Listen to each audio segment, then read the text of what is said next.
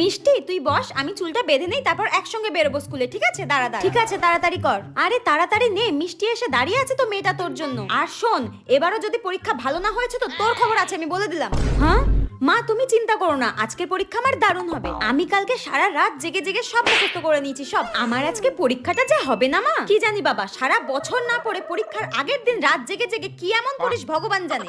দেখো মা, তুমি সব সময় বলো না আমি বোকা, আমি কিছু বুঝি না, হাদার মতো কাজ করি। আজকে দেখো, আজকে রেজাল্ট আমার খুব ভালো হবে। আজকের পরীক্ষায় আমি সব পারবো, সব সব মুখস্থ করেছি আমি। তাই নাকি? এই মিষ্টি শোন না, আমার স্কুলের ব্যাগে একটু বাংলা বইটা ঢুকিয়ে দে তো। স্কুলে গিয়ে যদি সময় থাকে আর একটু পড়ে নেবো, দেখবি তাহলে আরো ভালো রেজাল্ট করতে পারবো, ঠিক আছে? হ্যাঁ, বাংলা বই ঢোকাবো, কিন্তু আজকে তো ইংরেজি পরীক্ষা। হ্যাঁ, আজকে ইংরেজি পরীক্ষা? আমি তো সারা রাত বাংলা পড়েছি। কি? আজকে ইংরেজি পরীক্ষা আর তুই সারা রাত জেগে জেগে বাংলা পড়েছিস? তোর কাছে আমি